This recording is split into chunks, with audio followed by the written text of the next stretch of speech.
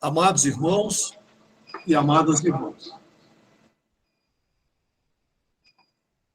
estamos tendo um eco. Alguém com o microfone aberto? Não.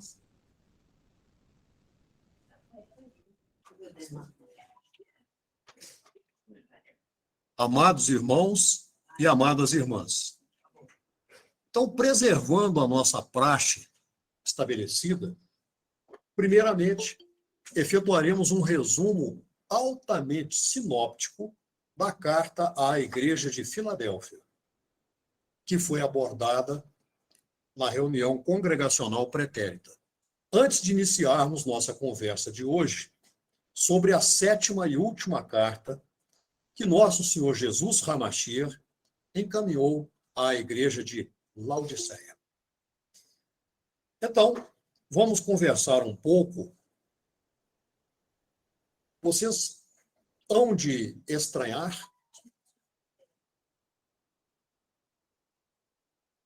um momento, por favor.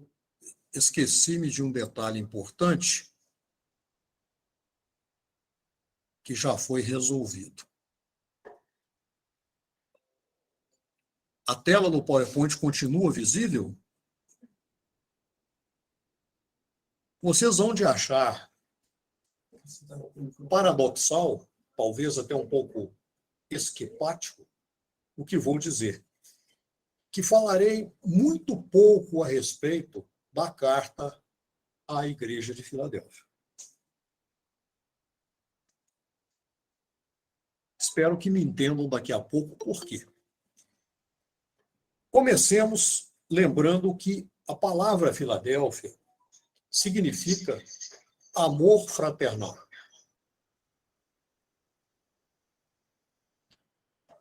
Era uma igreja muito favorecida. Lembrando que Filadélfia, como comentei na conversa anterior, era considerada como uma porta para o Oriente.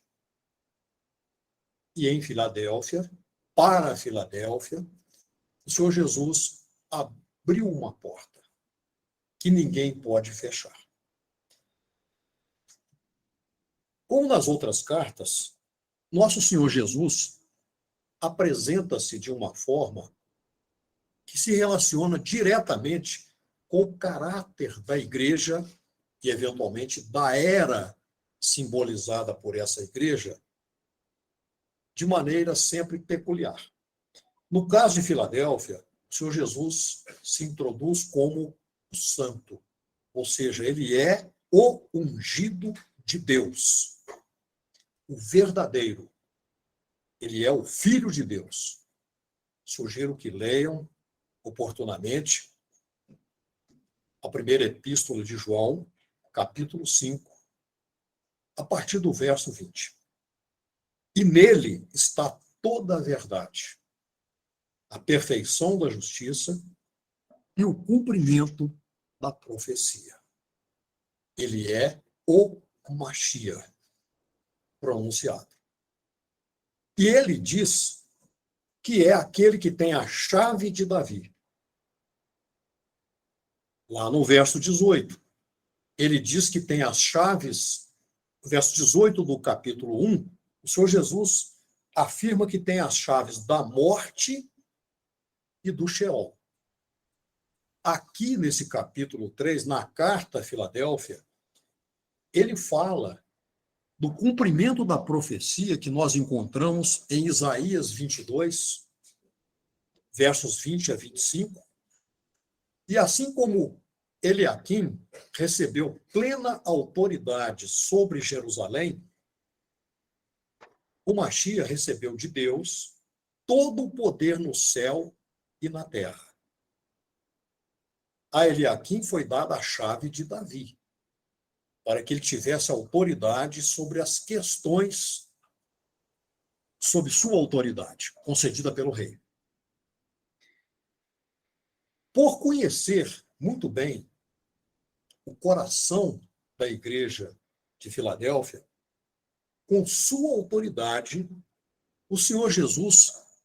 colocou diante dela, eu até mudaria o tempo verbal, ele coloca diante dela, que a Filadélfia está mais presente do que nunca em nós, remanescentes, uma porta aberta. Mas essa porta não é a porta da salvação. Ela, na Bíblia, está sempre aberta e representa o próprio Senhor Jesus. Nós devemos entender essa porta, mencionada aqui, nesta carta, como uma porta de oportunidade, da qual o Mashiach tem a chave.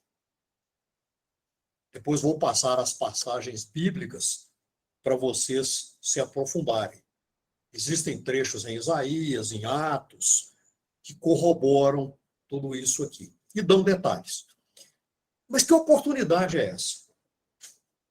Uma oportunidade que envolve serviço de várias formas, principalmente testemunho, pregação do Evangelho e ensino da palavra de Deus. E o Senhor Jesus deixa muito claro que só Ele e mais ninguém abre e fecha essa porta. Para nós, ela continua aberta. Os motivos pelos quais o Senhor Jesus abriu essa porta para a igreja de Filadélfia são muitos, mas eu gostaria de citar alguns. Filadélfia era uma cidade, como se lembram, pequena, sem grande influência como cidade. E a igreja também não tinha maiores reverberações regionais lá na Ásia Menor. Essa igreja reconhecia sua debilidade aparente. Mas nós sabemos, o apóstolo Paulo nos ensina isso lá na Epístola segunda aos Coríntios, que o poder do Senhor Jesus Hamashia se aperfeiçoa na fraqueza. E lembremos que, mediante a nossa fé, no passado, homens da fraqueza tiraram força. E são muitos exemplos. Essa igreja guardou a palavra de Deus. Ela aprendeu, obedeceu e praticou com fidelidade. Nunca negou o nome do Senhor Jesus. Pelo contrário, o nome do Senhor Jesus Hamashia sempre foi exaltado por essa igreja. Não só com palavras, mas com obras. Nunca se envergonharam do nome dele, nunca se amedrontaram. Os filadelfianos não tinham nenhum temor em serem conhecidos como seguidores genuínos do Senhor Jesus Hamashia. Isso ficava escancarado para quem quisesse ver. Então, o Senhor Jesus faz promessas a essa igreja. Depois eu vou mostrar aqui uma tabelinha ultra sinóptica com tudo isso em linguagem telegráfica e mais visual. E como prometi, mais tarde haverá um PDFão, não seria um PDFinho, com tudo isso que estamos falando aqui. Só precisa de tempo.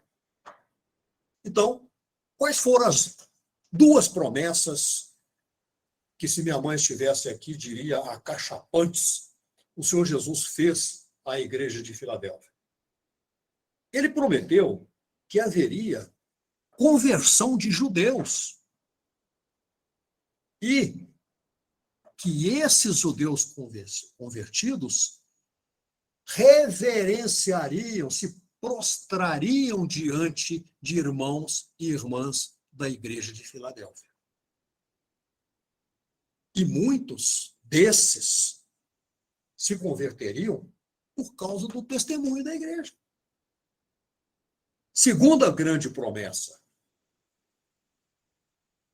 A igreja de Filadélfia será, está sendo guardada da provação de âmbito mundial que está em curso, digamos assim. Ela não está mais para vir, ela está em curso. Pelo menos é a minha impressão. Ou seja, a grande angústia das nações, que nós vamos examinar pormenorizadamente lá à frente em outros capítulos. E a igreja de Filadélfia é instruída claramente pelo Senhor Jesus a conservar o que tem. Ou seja, não abandonar a palavra de Deus e o testemunho dele, Mashiach. E ele ainda fala algo de maneira diretíssima, que vem sem demora. Se bem que nós já sabemos que sem demora, no tempo, não tempo de Deus, que nós chamamos de Kairos, é imperscrutável. Mas ele não precisava dizer isso, mas disse. E tudo indica que está chegando, realmente. E quando ele cita que a coroa deve ser preservada, a coroa da igreja deve ser a coroa da vitória. Ele já está colocando claramente para essa igreja a vitória, que no não tempo de Deus já ocorreu. Mas para nós, prisioneiros do tempo sequencial, isso está no chamado futuro. Essa igreja de Filadélfia caracteriza muitas igrejas, muitas congregações. Quando eu falo caracteriza, é com maior intensidade. Que nós já tivemos a oportunidade de conversar aqui, que essas cartas a essas igrejas e as próprias igrejas são tipificações de eras pelas quais a igreja de Deus, que é uma só, vem passando ao longo da história humana. Mas isso não é linear e exclusivo. Ou seja, aqui terminou a era de Éfeso, acabou, vem agora a de Esmirna, que terá características como se Éfeso não tivesse existido. Não é assim. E vocês se lembram de que o nicolaísmo começou durante a vida apostólica. Os apóstolos estavam vivos e ativos. Não era chamado assim, mas nós já tínhamos lá algumas pessoas, como foi o caso de Diótrefes, que eu contei para vocês, que ensaiaram dominar a igreja. Então, o que eu quero mostrar é o seguinte: cada era tem características marcantes, quase específicas, mas carrega outras características também, porque a igreja é uma só. Então, a igreja de Filadélfia caracteriza, ela trouxe tudo de bom que esteve no cerne de comportamento do universo das igrejas anteriores. Daqui a pouco nós vamos ver, vamos relembrar aqui mais algumas coisinhas. Então, mais perto de nós, a partir de 1750, por aí, até mais ou menos 1900 qualquer coisa, então a gente percebe que integrantes dessa igreja descobriram que aquela porta de oportunidade aberta diante delas era para ser realmente utilizada. E eles o fizeram. E houve um grande reavivamento missionário da igreja nesse período aí. Bom, então, durante esse período aí, nós vamos perceber que houve, inclusive, missões dirigidas especificamente, por exemplo, para os judeus, notadamente na Alemanha e na Inglaterra, e depois nos Estados Unidos. Estima-se, isso um aprendizado que tive, que cerca de 250 mil judeus se converteram ao Evangelho do Reino, podemos dizer, se converteram ao Senhor Jesus Hamashia, até mais ou menos o início do século XX.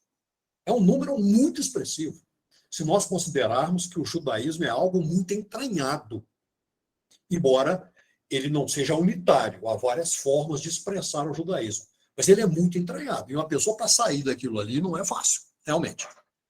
Bom, quais foram as promessas que o Senhor Jesus fez aos integrantes dessa igreja? Eu fico até arrepiado ao lembrar disso.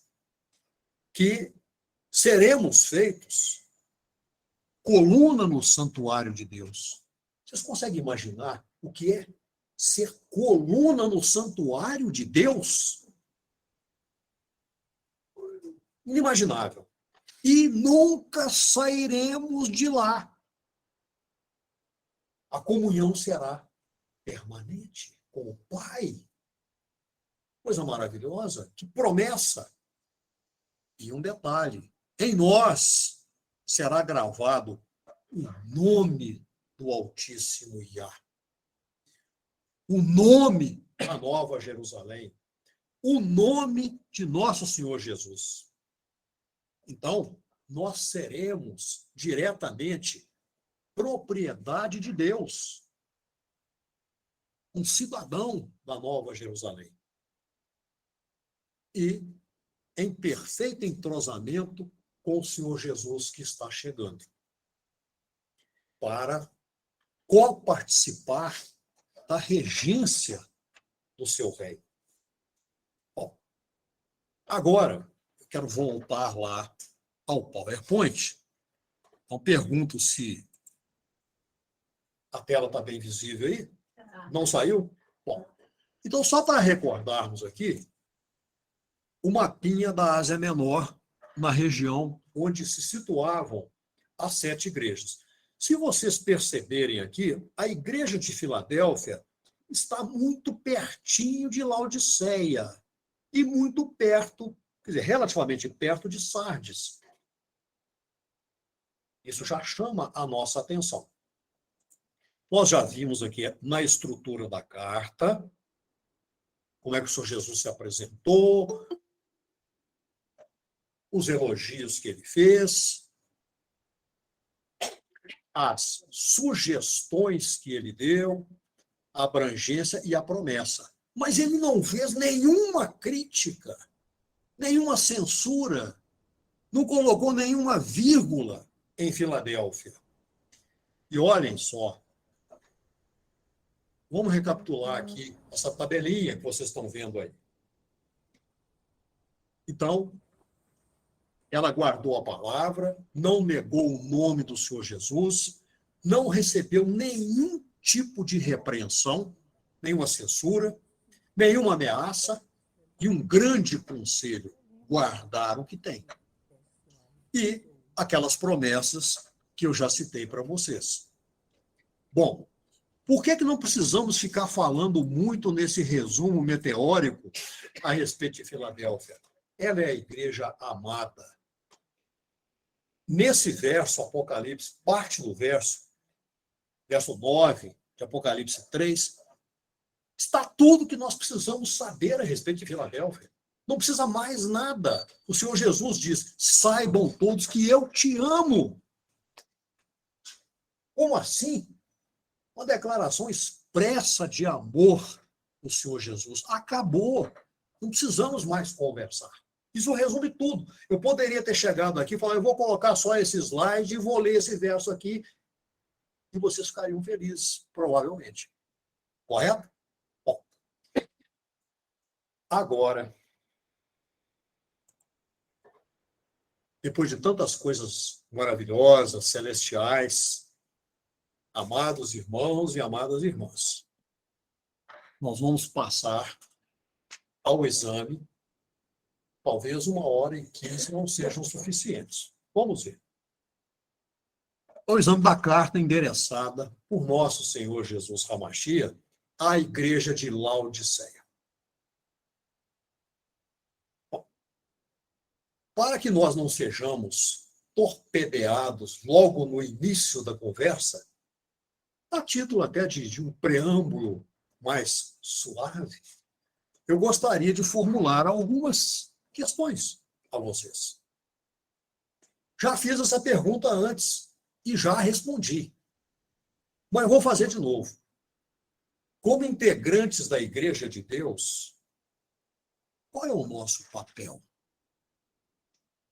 Se nós pudéssemos utilizar 2 palavras, talvez 3, nós escolheríamos, por exemplo, entre outras, purificar, sublimar, salgar a terra. Mas, se nós nos projetarmos para cumprir esse papel, como reagirá o inimigo de Deus? Ele simplesmente ficará assistindo e aplaudindo? Ou vai jogar tudo o que ele tem sobre nós? Seremos amplamente perseguidos pelo inimigo, com certeza. Não há como fugir e nós não queremos fazê-lo. Nós não estamos aqui para fugir. Lembremos, só para nos motivar, se é que a gente precisa de mais motivação, alguns martírios. Por exemplo, o profeta Isaías, Pedro, Paulo, a tentativa de martírio de João, que você sabe que não funcionou e ele acabou exilado em Patmos para morrer lá, mas sobreviveu durante um tempo porque era a vontade de Deus. Diferente da vontade do Império Romano ímpio. Então, voltando a esse preâmbulo aí. Não estamos aqui nesse mundo para divertimentos, gracejos, para brincadeirinhas infantis. Não. Na verdade, nós sabemos que estamos enfrentando o tempo todo hostes malignas, potestades do ar. E não são minhas palavras que eu estou falando aqui, são palavras escritas pelo apóstolo Paulo, lá na carta aos Efésios. Então, essas hostes malignas, essas potestades do ar, nos ameaçam e atacam continuamente. Não há trégua.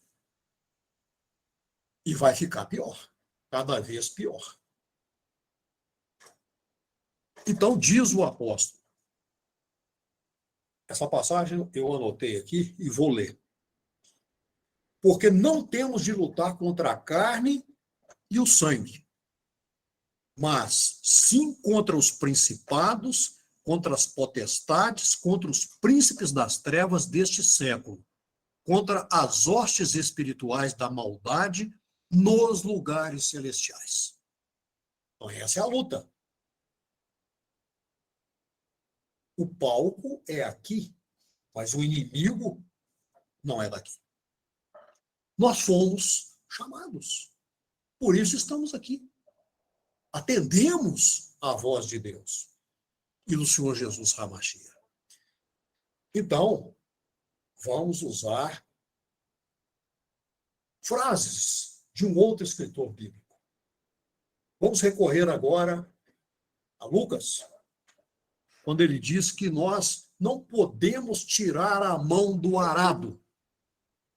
Alguém aqui sabe como é que se ara a terra? Sim. Pois é. O que está escrito lá em Lucas 9:62. E Jesus disse-lhe: ninguém que lança a mão do arado e olha para trás é apto para o reino de Deus.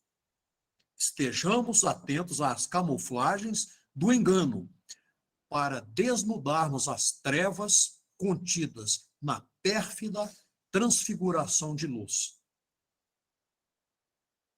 nesse ponto, vocês devem estar se perguntando: por que você se dirigindo a mim?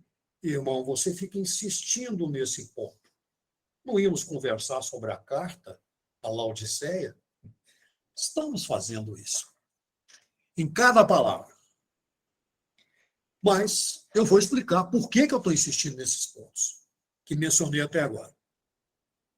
O contingente de pessoas iludidas nesse mundo, pela teia pavorosa do inimigo e de seus asseclas, é enorme. É a quase totalidade dos habitantes da Terra. Então, muitos, eu não sei quantos bilhões, mas talvez 2 bilhões, arredondadamente, de pessoas que vêm aí recebendo ensinamentos que lhes são apresentados como partes da sã doutrina, na verdade, estão caminhando inexoravelmente para a perdição. Estão sendo enganados. Então, nós precisamos entender, nós entendemos aqui na Igreja de Deus, mas muita coisa que estou falando aqui é porque esse vídeo vai ficar exposto para pessoas que eventualmente nem creem em Deus. Então, certos conceitos, certas palavras têm de ser repisadas, ditas e reditas. Então, nós não podemos confundir o amor de Deus por nós e a sua convocação achando que existe coluna do meio. Não há meio termo. Pelo contrário. Não só o Pai Celestial, mas o próprio Senhor Jesus Hamashia abomina a indefinição.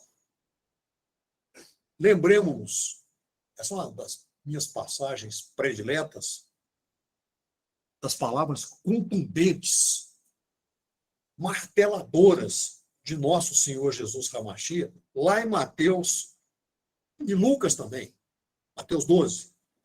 Quem não é comigo é contra mim. Quem comigo não ajunta, espalha. Ou seja, cadê o meio aqui? Não existe meio. Meio pode servir para outro time aí, mas não serve para o Senhor Jesus, não. Não tem negócio de meio, não. É com ele ou contra ele. Certo? Ah, vou dar uma pensadinha, então já acabou. Não precisa pensar. É contra ou está com. Então, mas nós não podemos confundir de forma alguma, em momento algum, estar com Deus, e naturalmente com o Senhor Jesus Hamashia, com o fato de integrar uma denominação religiosa que apregou a falar em nome dele, mas que, além de não se dedicar verdadeiramente a ministrar o santo evangelho do seu reino, é movida pela escuridão de Satanás. É isso que move esse sistema perverso que domina por aí. Vamos de novo ouvir Pedro em 1ª Epístola, capítulo 2, verso 9. Mas vós sois a geração eleita, o sacerdócio real, a nação santa, o povo adquirido. Para quê? Para que anuncieis as virtudes daquele que vos chamou das trevas para a sua maravilhosa luz. Quem está falando aqui é Pedro? Vocês acham que Pedro tinha capacidade para escrever isso aqui? O Espírito Santo falou aqui.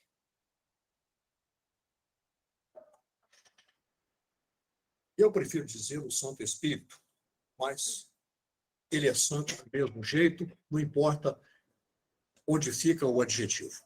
Então, muitos aspectos que nós abordaremos hoje sobre o teor da carta à igreja de Laodiceia foram já discutidos, encontrados, analisados nas cartas anteriores.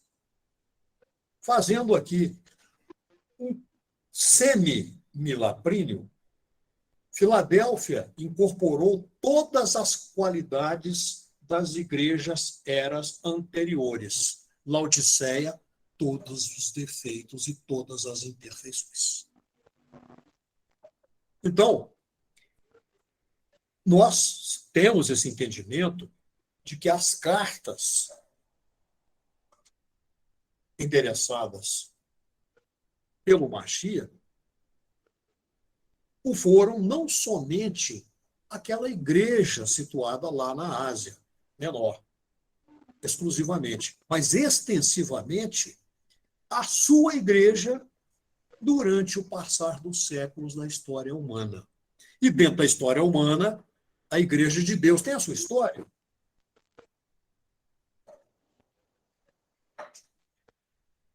Eu já tive a oportunidade de falar, talvez até mais de uma vez, mas reafirmo, mais uma vez, que muitos comportamentos e muitas características da Igreja de Deus, de seu entorno, depois dos séculos, podem ser claramente identificados em todas as eras. E a carta à Laodiceia demonstra isso com absoluta clareza, que nós vamos identificar e mergulhar nela. As imperfeições, os desvios, as deturpações, as heresias, apostasias, e tudo de ruim que vocês quiserem elencar, vem se incorporando de modo somatório na vida da igreja. E toda essa ignomínia atinge o apogeu e de modo agregado na era atual, que nós denominamos Laodiceia, e que perdurará até a iminente chegada de nosso Rei, Senhor Jesus HaMashiach. Maranata.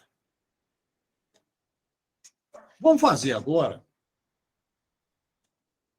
uma pequena pausa, sutil, claro, sobre a exegese. Palavrinha bonita, exegese. Estou soletrando para evitar qualquer mal entendimento. E recordar alguns detalhes sobre a cidade antiga de Laodiceia. E o seu nome. Nós havíamos conversado no exame da carta a Filadélfia, que Filadélfia era uma cidade pequenina, fraquinha, sem maior expressividade. Laodiceia é uma cidade imponente, muito rica, principalmente pela poderosa indústria de processamento de peles de carneiro, que muitos integrantes da própria Igreja de Deus trabalharam lá, estiveram envolvidos aí.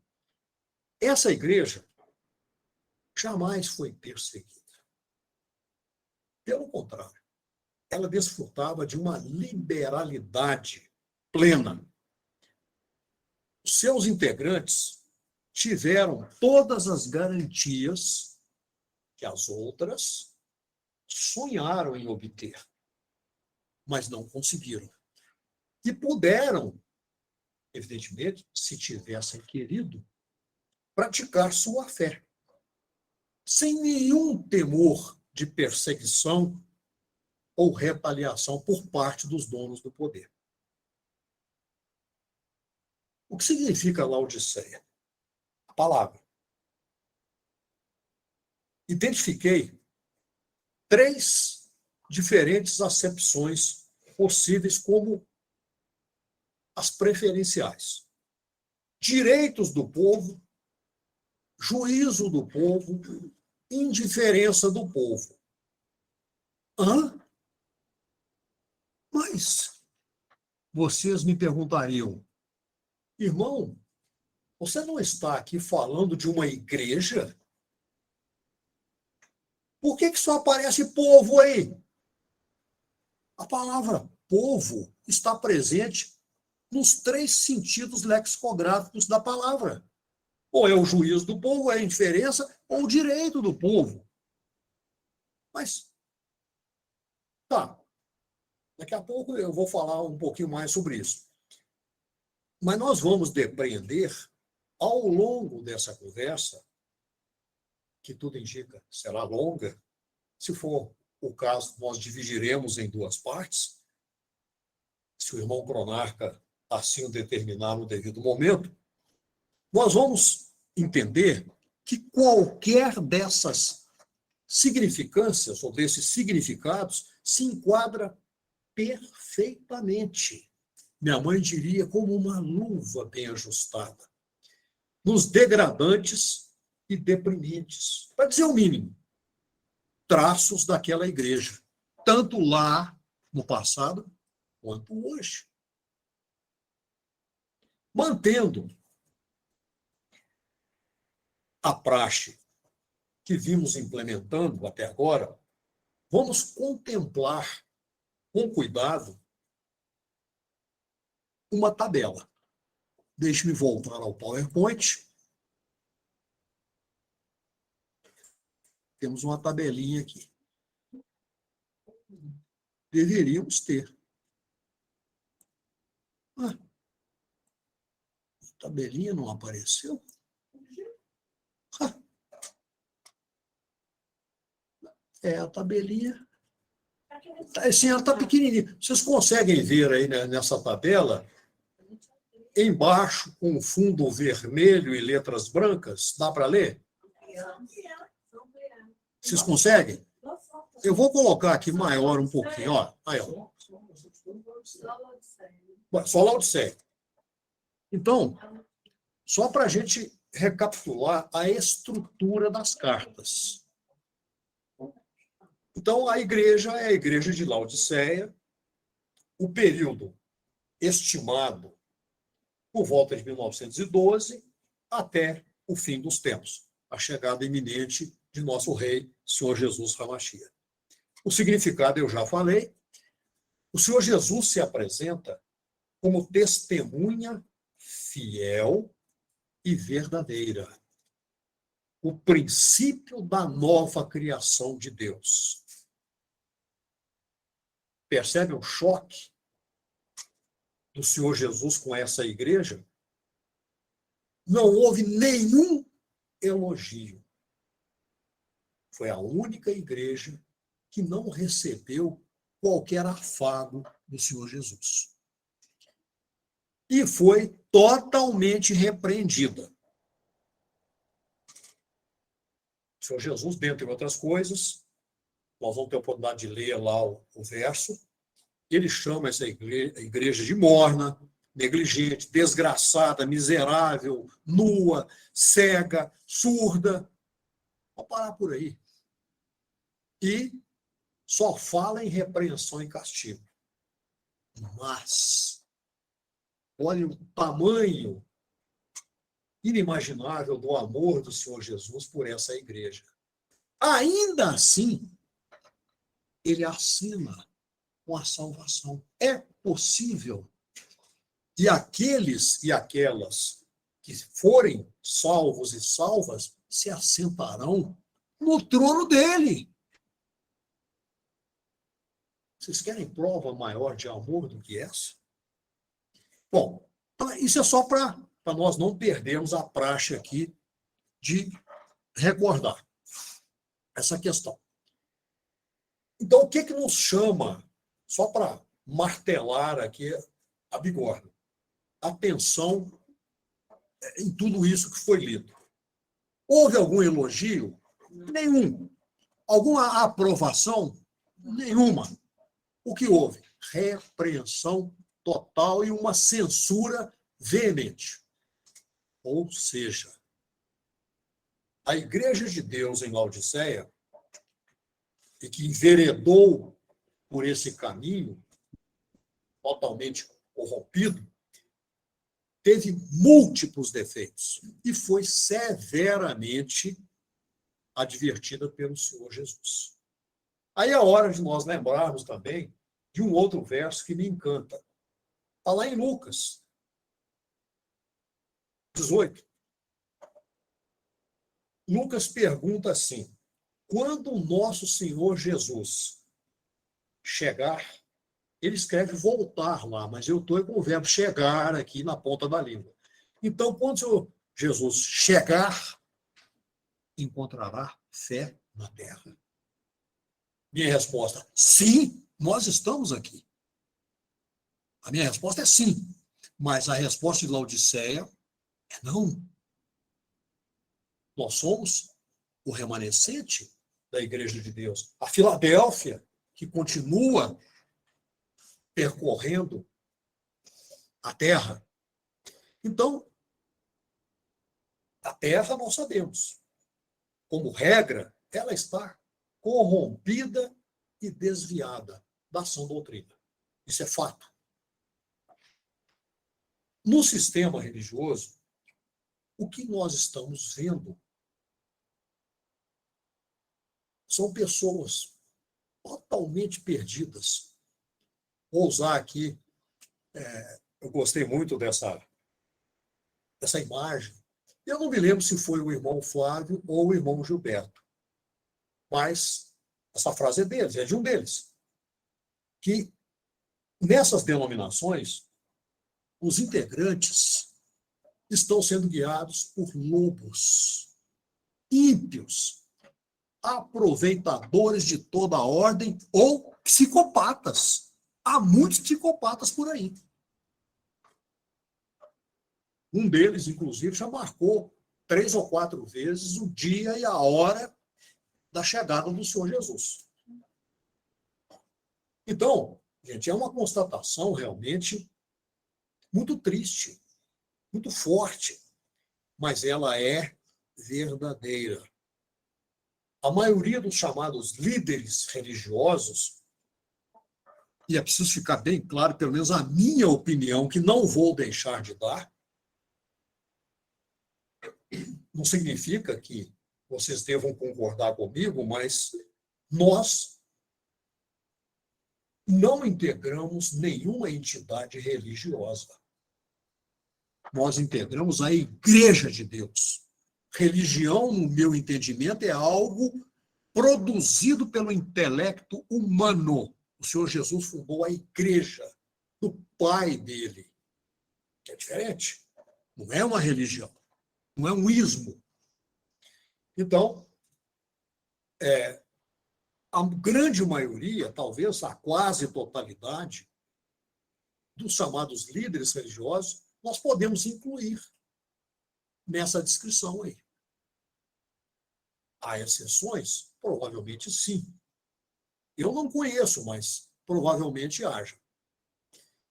Às vezes é muito arriscado e perigoso fazermos certas generalizações. Mas eu vou deixar em aberto aqui que é possível que haja, sim, muitas pessoas bem intencionadas, mas que não tiveram oportunidade ou não quiseram, não sei, mas de conhecer em verdade e espírito a sã doutrina. Espero que ainda haja tempo. A porta está aberta, então vamos fazer o nosso trabalho. Então, o que nós vemos aí é o seguinte: líderes vorazes, eu diria até mais, insaciáveis, que estão lá extraindo tudo que podem dos chamados fiéis, com o olho enfocado no lucro, na glória pessoal, na sua posição hierárquica, na acumulação de bens, na construção de templos opulentos, gigantes, suntuosos, a valorização do espetáculo, tudo isso, relegando a sã doutrina. É o que menos importa. Esse é o cenário com o qual nos deparamos atualmente. Isso é gravíssimo. Essa igreja é uma igreja que Se ela precisasse barbear-se, talvez não conseguisse fazê-lo, porque ela não tem coragem de se olhar ao espelho, porque está tão deploravelmente comprometida que ela se assustaria consigo mesma. E está aí dando importância ao que nada representa diante de Deus. E, por outro lado, não atribui valor ao que importa para ele. É isso que nós estamos vendo em Laodiceia. Então, essa igreja está sempre comprando o ouro não provado no fogo. E o que é esse ouro não provado no fogo? É aquilo que os mineiros chamam de escória, que não tem qualidade real. E é por isso que o nosso Senhor Jesus Hamashia recomenda. Mas, para mim, essa recomendação ela tem força de uma ordenança. Que essas pessoas comprem dele ouro puro. Aí vocês vão perguntar, com certeza. Como é que a gente obtém o ouro chamado puro, 999,99, que é chamado de ouro 1000? É preciso colocá-lo num recipiente, que eles chamam lá de crisol, e aquecê-lo a altíssimas temperaturas, por volta aí de 1000 graus, para que as impurezas sejam vaporizadas e fique lá apenas o ouro pleno. Mas isso dá trabalho. Isso requer paciência, dedicação, conhecimento, esforço. O crente de Laodiceia não quer. Ele não quer fazer isso, não. Ele não aceita nenhum tipo de provação. E mais, Laodiceia é uma igreja pervertida, obcecada pelos encantos sedutores deste mundo, sempre valorizando a suntuosidade material, o sucesso material. Existe aí uma, entre aspas, doutrina de prosperidade, que ao redor da praga nessas pregações, só que a prosperidade ali é restrita a uma elite. Então, essa igreja acha e até ensina que será perseguida numa grande tribulação que ainda vai acontecer, e não enxerga que essa atitude corresponde exatamente aos planos do diabo. É exatamente isso que ele quer. A prática da desobediência a Deus, cultivando a soberba e adotando doutrinas anti-messias, explicitamente. Ou seja, essa igreja caminha inexoravelmente para uma ruína irreparável. De novo, eu me lembro aqui, ou o irmão Flávio, ou o irmão Gilberto, fez uma imagem que quem está em Laodiceia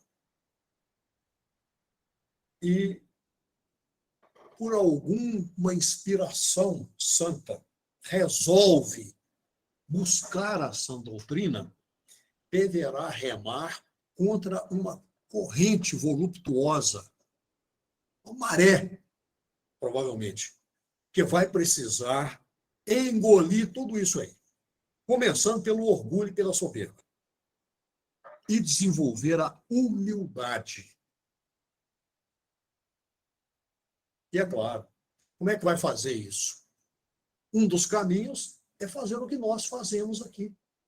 Adotar uma atitude bereana, examinando as Escrituras detalhadamente em busca da verdade que lá está. Então, se uma pessoa tiver essa inspiração para sair e de não mais ser enganado, tem de se certificar dentro das Escrituras onde está a verdade. Bom, mais à frente lá na carta, e isso é muito doloroso, dá um aperto no coração, que afinal são seres humanos que estão passando por essa situação e que estão já com o ingresso carimbado para o lago de fogo, da destruição. O Senhor Jesus, então, fala para esses crentes de Laodiceia que irá vomitá-los se persistirem dentro desse sistema corrompido. Mantendo-se nessa vidinha acomodada, sendo conduzidos pela carnalidade. O irmão Flávio cita lá o piloto automático. Ligou o piloto automático e vai.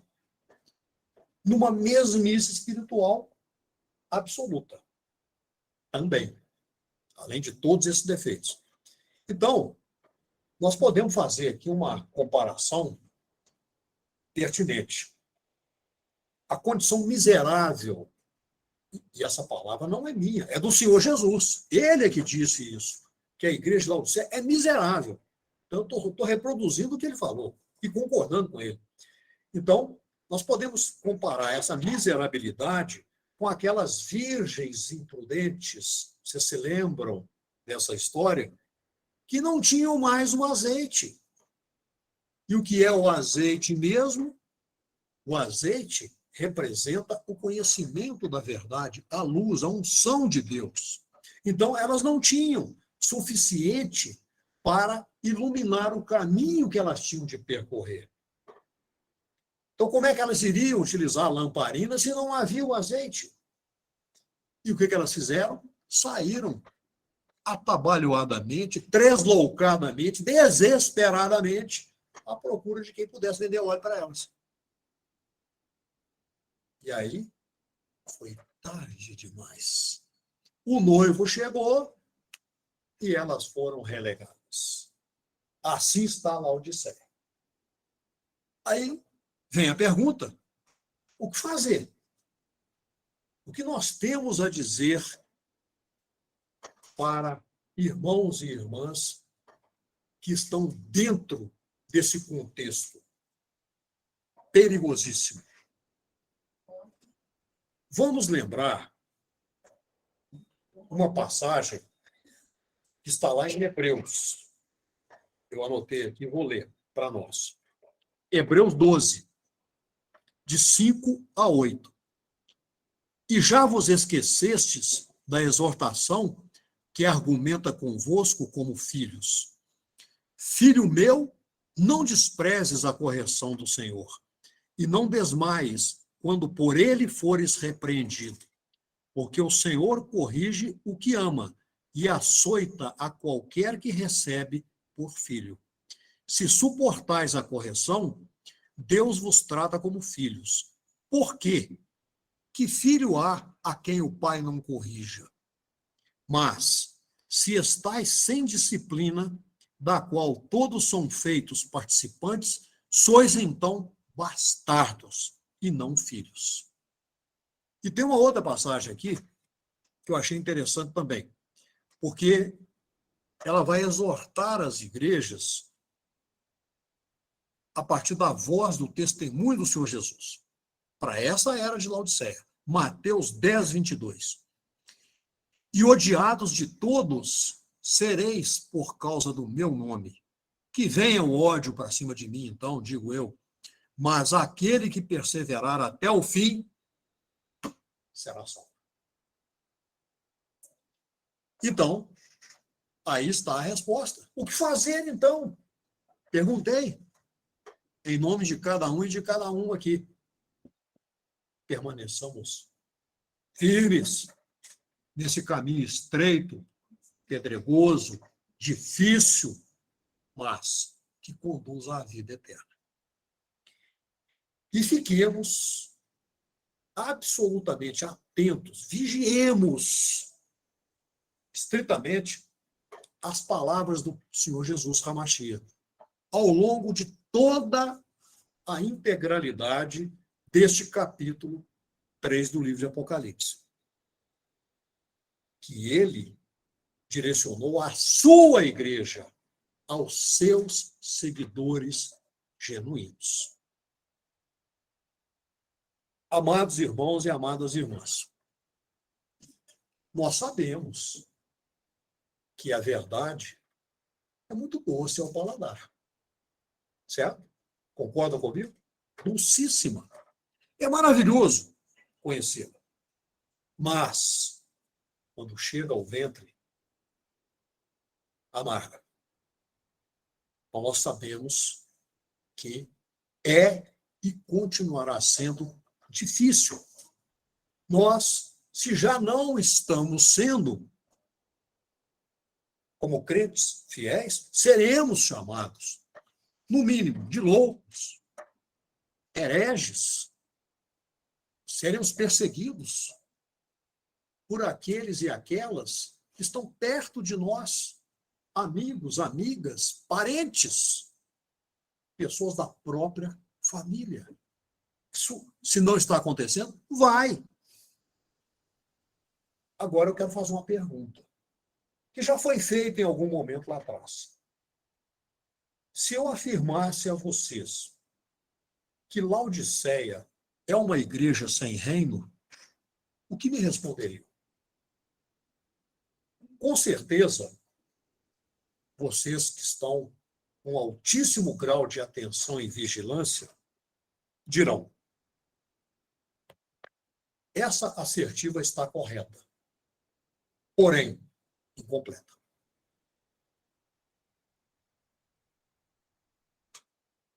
E vocês vão dizer o seguinte, que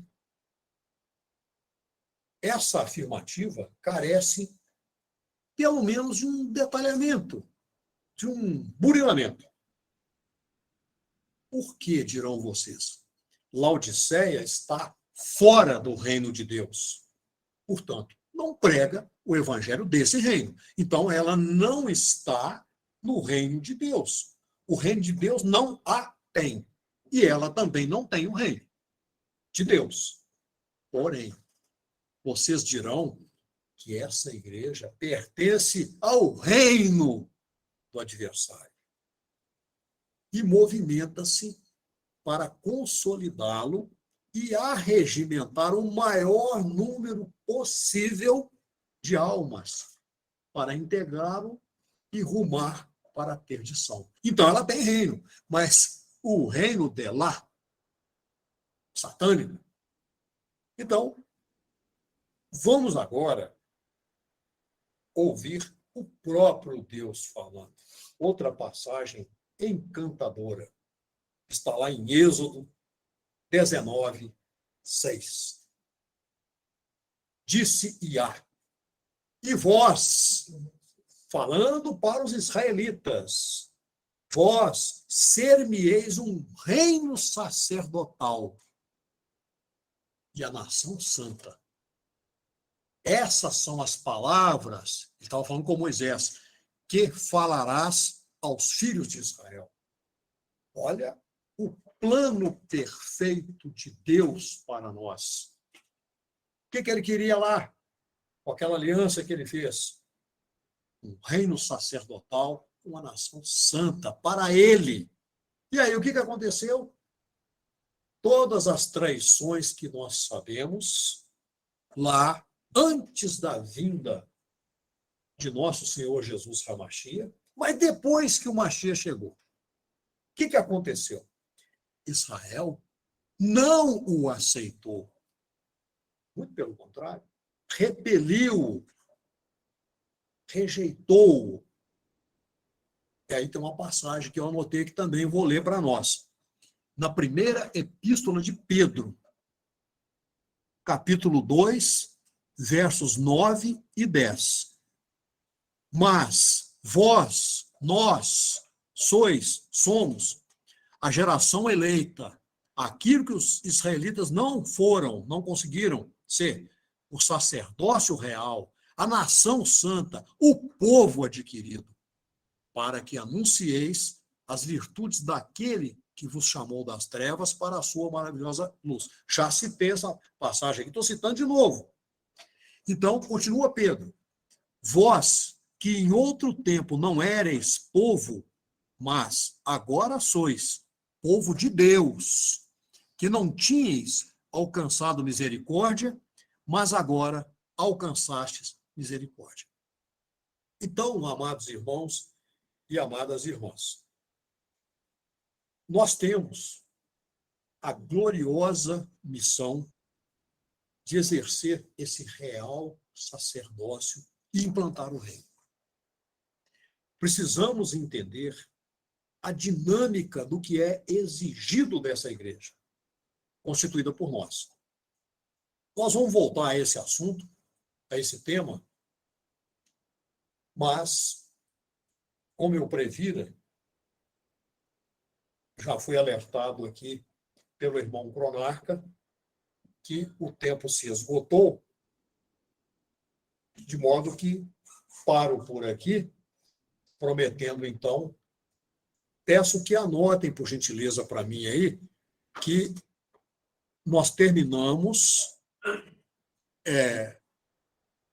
com a leitura da primeira epístola de Pedro, capítulo 2, versos 9 e 10. Paramos aí.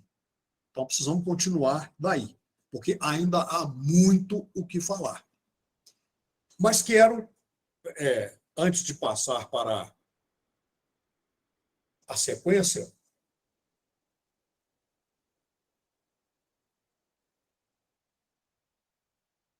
recomendar, já antecipadamente, que quando o vídeo em questão estiver publicado no YouTube, que vocês façam um esforço para assistir a ele.